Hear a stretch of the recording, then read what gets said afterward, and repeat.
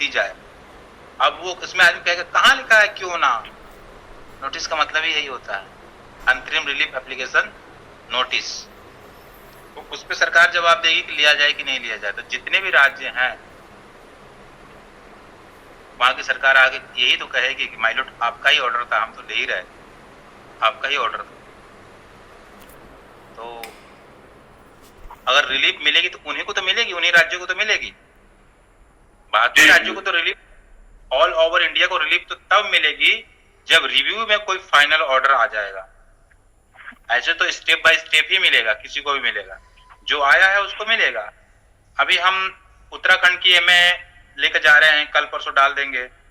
Supreme court की छुट्टियां पड़ने वाली, हम सोच रहे हैं कि इसी बीच जल्दी से इसमें कोई ऑर्डर पास करवा लें ताकि यहाँ पर भी नोटिस वगैरह हो जाए। उत्तराखंड के लिए लेके जा रहे हैं, कुछ राज्य और भी संपर्क कर रहे हैं और उनका भी यही कहना है कि हमारे यहाँ से एमए फाइल करवा दीजिए। तो मैंने वो बता दिया उनको, जो भी फॉर्मेलिटीज है उनको बता दी मैंने, कहा ये सब करके दीजिए, हम करवा देते हैं। एक चीज और नोटिस करने वाली बात है, हमें आज सूचना मिली है अभी मनोज जी कि कुछ लोग इसमें अब व्यवधान डालने के लिए आ रहे हैं। कुछ लोग, नाम नहीं लेना चाह रहा, कुछ लोग आ रहे हैं जो हमें अभी तक तरह तरह की जो बातें कह रहे थे। जी अदर जी, वो दूसरे के लिए मैं बोला आपने, तरह तरह की जो बातें कह रहे थे आज वही फिर से एमएल आ रहे हैं। तो आपसे मेरा रिक्वेस्ट है, अनुरोध है कि अगर आप एनआईएस को जीतता देखना चाह रहे हैं ना, तो किसी और यूआर के थ्रू कोई भी यहाँ पर आइए, एप्लीकेशन रेट जो भी है हमारे मामले में मत लगाइए। कम से कम आप लोगों से अनुरोध है और हाथ जोड़ करके अनुरोध है, आप लोगों को 12 लाख जो एनआईएस डीएलएड के जो छात्र हैं उनकी सौगंध है और आपकी खुद की सौगंध है। अगर एनआईएस को जीतता देखना चाह रहे हैं तो आप हमारे केस में आप इंटरप्रेट ना करें। अगर आपको लाना है केस, हम रोक नहीं रहे हैं, हम नहीं कह रहे कि आप हमें दीजिए और मुझे ही पैसा दीजिए, मैं बिल्कुल नहीं कह रहा हूं। मैं पहले 5 एमए ले गया, मैंने किसी एमए वाले से मैं पैसा नहीं लिया, मैंने सीधे यूआर के अकाउंट में डलवाया। अगर आपको लाना है आप सिंपल मंदिर के पास चले जाइए, जो फीस आपका वकील लेगा ना उससे वो 10-20 हजार कम ही लेंगे, ज्यादा नहीं लेंगे वो, ठीक है। अगर ज्यादा लेंगे तो हम बैठे हैं उसके लिए, लेकिन जो रणनीति उन्होंने बनाई है इसको जीतने के लिए, जो पॉइंट्स उनके पास हैं, जो जजमेंट उन्होंने खोज निकाला है सुप्रीम कोर्ट से, वो किसी के पास नहीं। मैं बता रहा हूं किसी के पास नहीं है, सुप्रीम कोर्ट में एक भी एवार के पास नहीं है। तो आप उन्हीं के पास जाइए और खास करके अगले सुनवाई पे जब अंतरिम रिलीफ मिलने जा रही है तब तक तो कम से कम आप दूर रहिए। अंतरिम रिलीफ मिल जाए, वो कहते हैं कि ठीक है आउटकम भर्ती करो या भर्ती स्टे करो या एनआईएस डीएलएड की ज्वाइनिंग दो, जो भी अंतरिम रिलीफ देने जा रहे हैं वो मिल जाने दीजिए, उसके बाद आप आइए, स्वागत करते हैं, हम आपको फूल मालाओं से स्वागत करेंगे।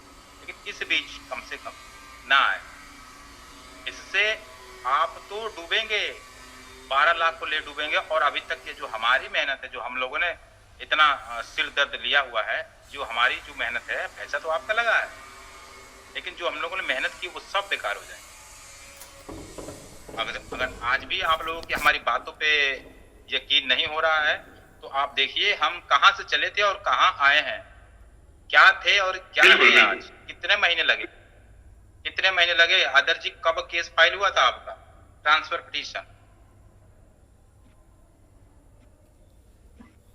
आदेश डिलीवर 2 टीपी में, 1 एमए में, 1 रिव्यू में, 5 महीने में 4 पॉजिटिव, और सबके सब पॉजिटिव, एक से बढ़कर एक। उस दिन ट्रांसफर पिटीशन में एक ऑर्डर हो गया तो तरह तरह की अफवाहें उड़ा दी कि सर्विस कंप्लीट नहीं है, ये नहीं है, सो नहीं है। अरे कुछ विरोध करने का कुछ एक तार्किक कुछ होना चाहिए तरीका, हाँ कि लगे कहाँ विरोध है, तरीका होना चाहिए कि विरोध करना कुछ है। सर्विस कंप्लीट क्यों नहीं थी? हमने जिनको जिनको नोटिस भेजा ना ट्रांसफर पिटीशन के माध्यम से, उन्होंने रिसीव नहीं किया, वो नोटिस वापिस आ गई, वो सर्विस कंप्लीट नहीं थी। हमें क्या शौक पड़ा है मनोज जी आपको नोटिस नहीं भेजेंगे? आदर्श जी को नहीं भेजेंगे। बिल्कुल, हमने सबको भेजा था, लेकिन मनोज जी ने डर गए या उनको डरा दिया गया, नहीं नहीं रिसीव मत करना, नहीं तो आदर्श का केस एक्सेप्ट हो जाएगा और फिर हमें कौन पूछेगा, इनको हारने दो। ऐसे ऐसे तो लोग लगे पड़े एनआज को जिताने, जिनको जिताने में कम, हराने में ज्यादा मजा आ रहा है। और एक आध केस तो हम ये भी देख रहे हैं कि बेचारी हाई कोर्ट से डिसमिस नहीं करा पा रहे हैं, जिताने की बात छोड़ दीजिए, हाई कोर्ट में उनका डिसमिस नहीं कर रहा हो कि एसएलपी लेकर के आ जाए। तो मेरा किसी पे मैं कटाक्ष नहीं कर रहा हूं, जो चीज है वो मैं बोल रहा हूं, उस पे ना जाए। मैंने फिर भी एक अनुरोध ये है, अब भी आज भी 27 तारीख को मैं फिर कह रहा हूं कि जितने लीडर हैं ना, जो अपने आप को बता रहे हैं कि हमें बहुत कुछ है, पता है, सब ठीक है, अच्छी बात है, आप अपना ज्ञान का भंडार अपने पास रखिए और उसको लेकर के एक मंच पे आ जाइए।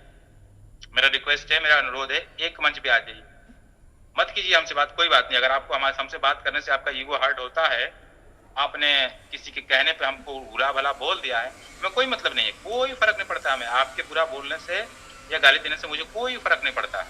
मैं जहां हूं वहीं रहूंगा और जो कर रहा हूं वही करूंगा, ना मैं आपका खेत जोतने जाऊंगा, ना आप मेरे खेत में पैर रखें।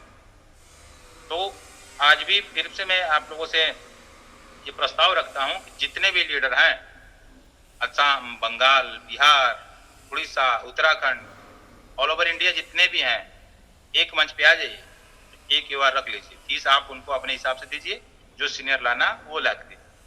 लेकिन आप अलग अलग जब टुकड़ों में आएंगे ना, तो आप खुद तो डूबेंगे, हमको भी ले डूबेंगे। शायद कुछ लोग ऐसा चाह भी रहे हैं, लेकिन